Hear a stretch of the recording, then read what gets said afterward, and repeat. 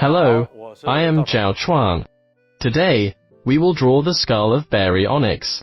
What's remarkable about Baryonyx is that a relatively complete skull fossil of this dinosaur has been found. The best preserved part is the mandible. Even though the upper jaw is relatively fragmented, we can still piece together its overall shape. When drawing the skull, pay attention to its pretty slender shape. Its eyes were located near the back of this long skull, and its nostrils were further back from the snout than those of ordinary carnivorous dinosaurs.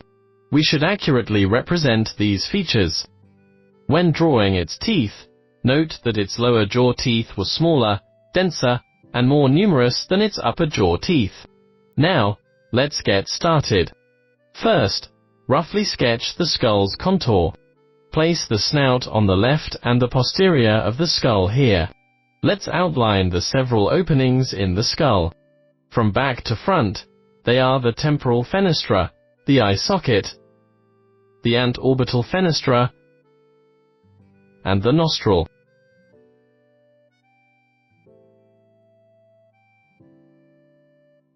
Then, draw the bones from the top of the head. From this part to this part is the premaxilla.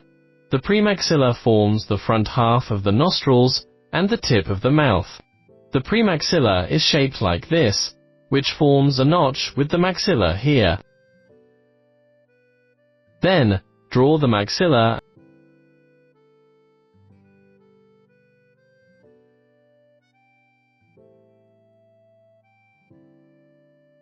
and slightly show the nostril.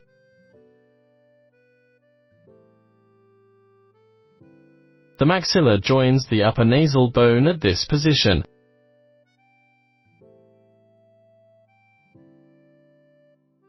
A triangular protrusion resembling a crest is on the top of the nasal bone.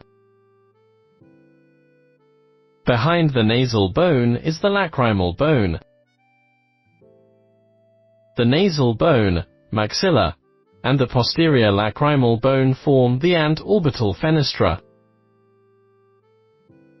Below the lacrimal bone, draw the jugal bone here, which also constitutes the lower half of the orbit.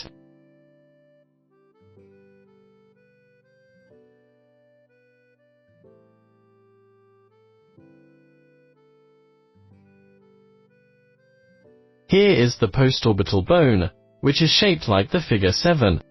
Further back here is the squamosal bone,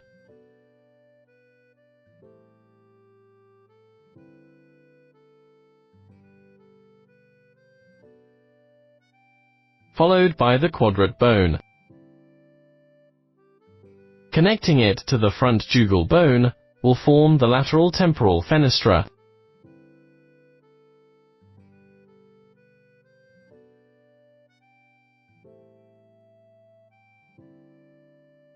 Above the eyes, we can see the frontal bone. Next, let's draw teeth in the mouth. There are about 6 teeth on the premaxilla, and about a dozen running backward.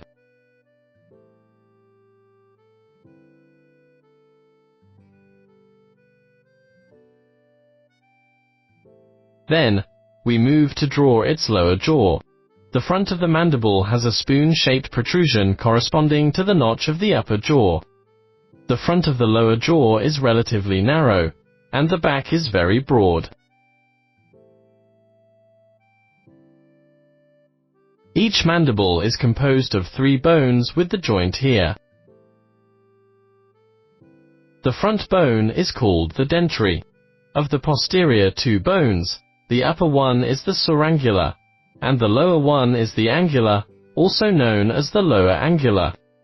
Then, illustrate the mandible teeth. The teeth on its lower jaw are quite small and closely packed. The relatively complete mandible of Baryonyx shows about 32 teeth on the dentary.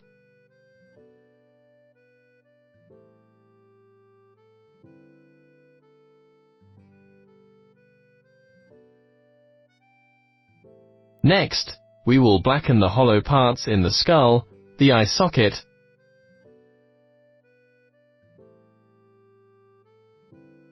the lateral temporal fenestra behind the eyes, the antorbital fenestra in front, and the nostril in the foremost position. Then, let's thicken the contour line to make the skull feel like covering with skin. This crest was a keratinous structure, which should be longer when alive.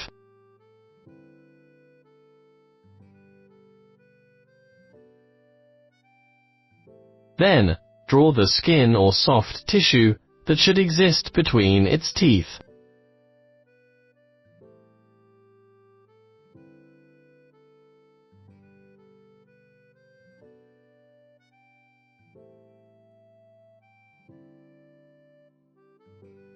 Not far from the last tooth was the muscle of its mouth, the adductor muscle.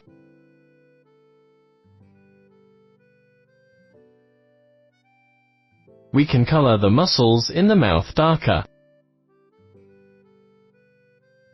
The same goes for the lower jaw. First, draw the gums between the teeth, followed by the skin of its lower jaw.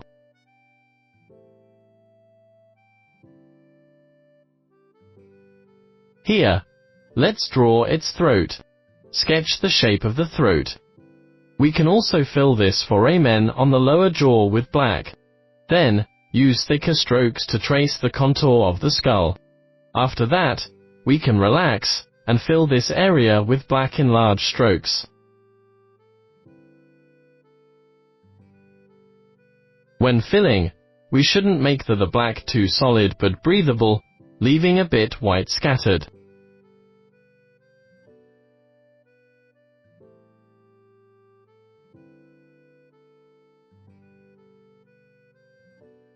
Good. Like this, we finished drawing the skull of Baryonyx.